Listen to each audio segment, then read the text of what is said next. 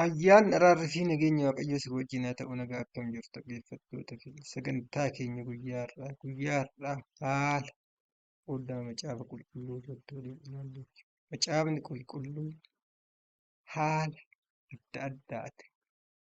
Bakkeewwan gurguddoo baattuu ibsaa dameelee qoodamuu ibsamuu kana dura waliin ilaalleetu. Isaanillee macaafni kun haala qoqqoodama isaa kan argan Efesoon tokkorraa qabaa dubbisa. Hafuura beekumsaa bifa hafuuratiin inni dura dizaayinii pilaanii waan ta'eef kan ibsame qoodamni kun keessattuu Isaayyaas 1:1-2 irratti sirriitti ibsame jechuudha. Hidda Iisee keessaa latiin dameen duumessa keessaa ba'e hafuura Waaqayyoo hafuura fakkaattii. Hafuura Waaqayyoo jechuun hafuura fakkaattee akka ta'e sirriitti ibsa jechuudha. Isaayyaas kanarratti haalli qoqqoodama isaa kun hafuura beekumsaaf sodaa Waaqayyoo, hafuura gorsaaf humnaa, hafuura ogummaaf hubannaa fi hafuura fakkaatte haala tana baattuu ibsaa dameelee 7 qabuun qoodamuu haala saniin ibsamuu sirriitti nu ibsa jechuudha. Isaayyaas 1:1-2 jechuudha. Haala kanaan qoqqoodamuu isaa kun immoo Iyyasuus Kiristoos jechuun sagalee jechuu jechicha jechuu ta'uusaa echarraa arganna.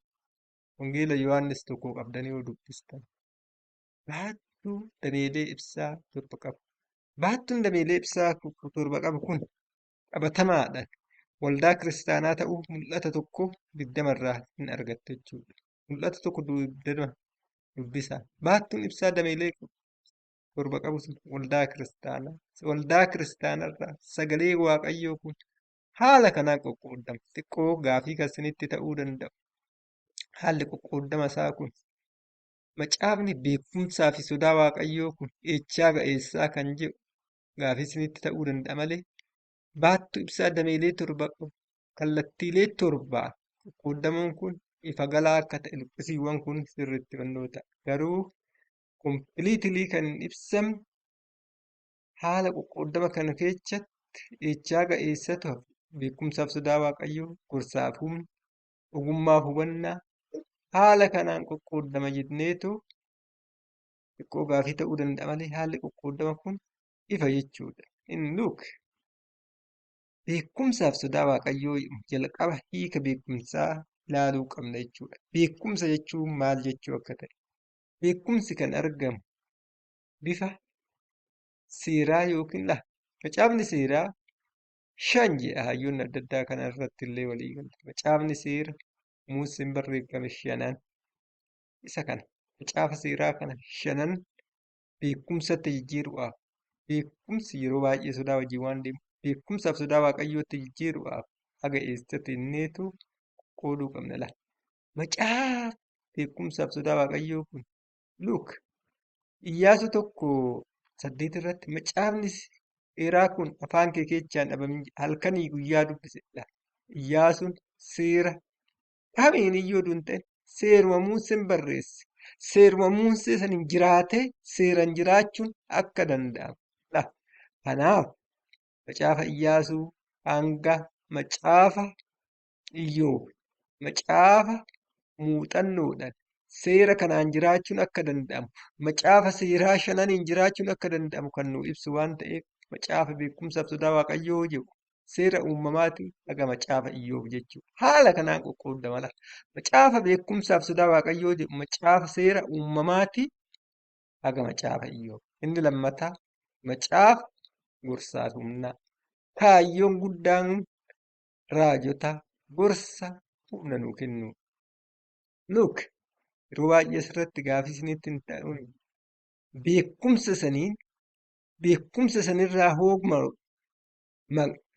kallattii iddootti nu deebisuudha. Kaayyoon raajotaa. Raajonni har'a kaayyoo guddaan ijoon isaanii gorsa nuu kennuudha. Namoota karaarra hin jirre karaarra hin jirtan. Seera kanaan deddeebi'uu seera kanatti daandii kanarratti nu qajeelchudha jechuudha. Har'a seerri biyya lafaa macaafa qulqulluu irraa akka ba'e jala murree beekuu qabna. La barumsa jalqaba irratti koorsii adda addaa kennanii beekumsa namuu kennu jechuudha.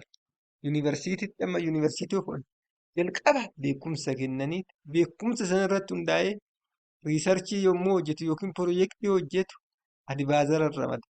Kaayyoon adibaazaraa piroojeektii sana hojjechuu hin ta'in kallattii barateen daandii barateen akkamitti akka hojjetu yaada dabalataa ibsa dabalataa kallattii san daandii sanitti akka deemu qajeelchu. Har'a hoo raajonni hoo kaayyoon isaanii guddaan daandii sanirra karaa sanirra akkamitti humna kennu macaafa gorsaa fi humnaa gorsi humna namaa kenna. Kanaaf daandii sanirratti akka deemu humna akka argannuuf jechuudha. Macaafa gorsaa fi humnaa kan jedhu macaafni raajotaa.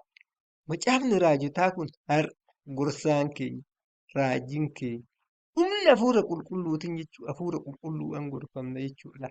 Inni duraa sun macaafni sun macaafni gorsaa fi humnaa macaafni raajotaa sun dizaayinii waa'ee pilaanii akkamitti har'a hafuurri qulqulluu nama hubachiisuu danda'u kan nuu ibsudha jechuudha. Inni itti immoo macaafa fakkeenyaa weedduu caalu macaafa ogummaa fi hubannaati. Macaafa mootii Salamoon caalu macaafa ogummaa fi hubannaati. Yeroo hundumaa ogummaa fi hubannaa wajjin deema.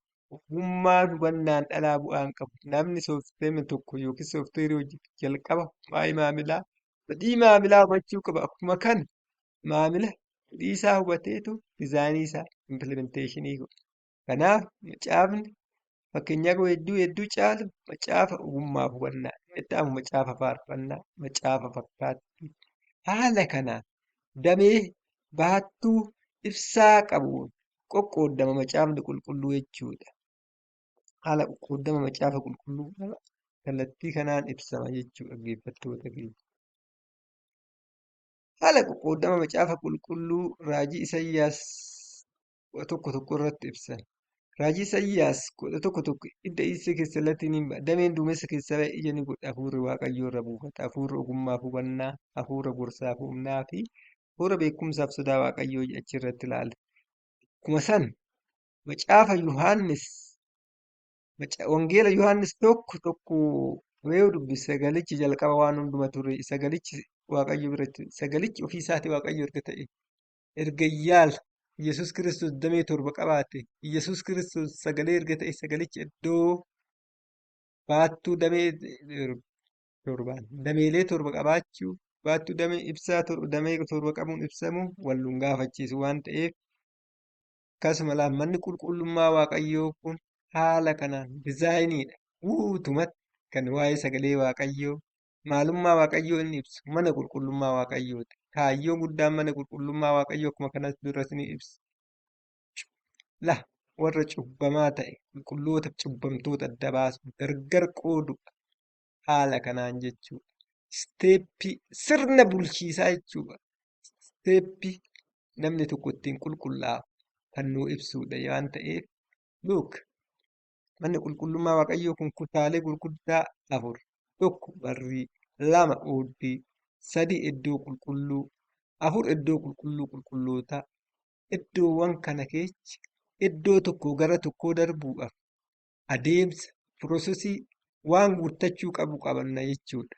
Amma wangeellan arfan kun adeemsa sagalee Waaqayyoo jechi Waaqayyoo Iyyasuus Kiristoos dameelee 7 macaafa haala qoqqoodama isaa macaafa kakuu moofaa 39 erga ta'e sagalee inni haarofti kunoo yuuzar dokumenteeshinii akkamitti sagalee kana adeemsota deemnee keessa dabarreetoo ibsaa kana ibsinu kan nuu ibsu macaafa kakuu haarawa jechuudha.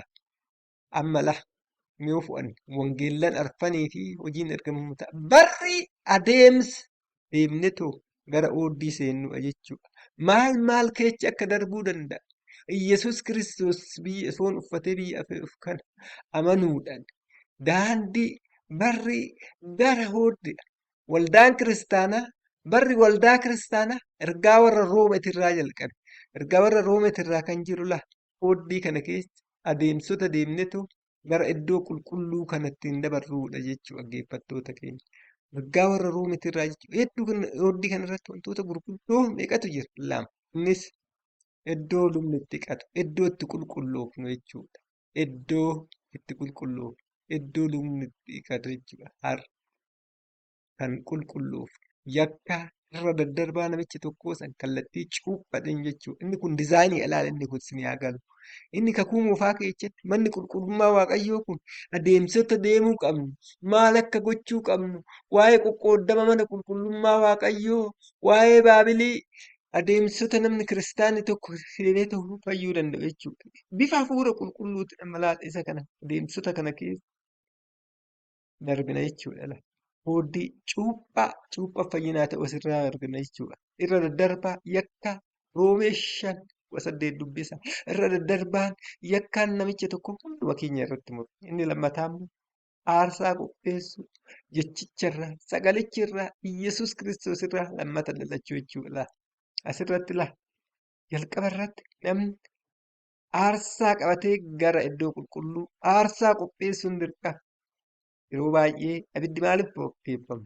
Hafuura qulqulluu inni gubamu aarsaan gubamu kun fooliin kun Iyyasuus Kiristoos irra kan keenya gochuu qabna. Kan Iyyasuus Kiristoos.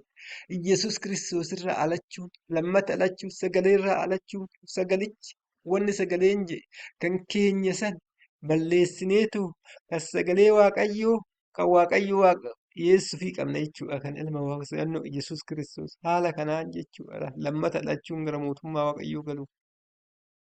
Kana goone erga lammata dhalannee gara iddoo qulqulluu kana nama qulqulluu taane aarsaa dhiyeessuu qabna jechuudha.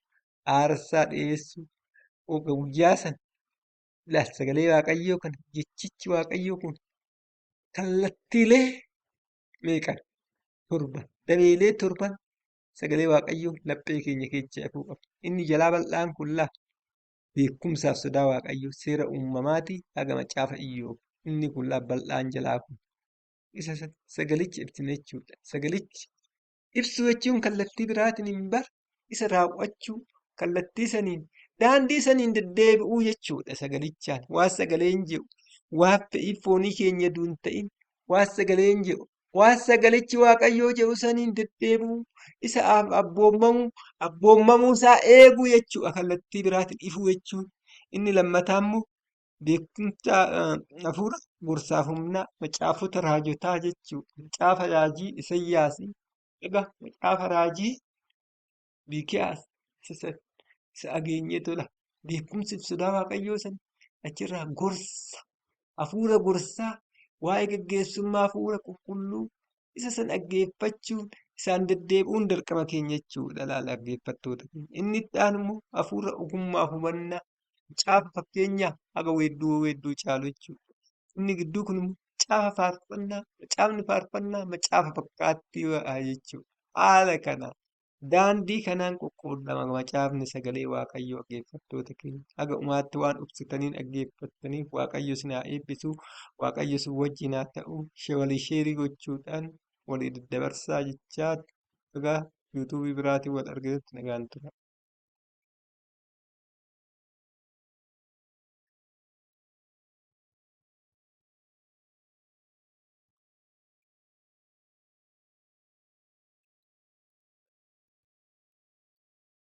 Dhukkubee Eermiyye maal taate? Siingoon.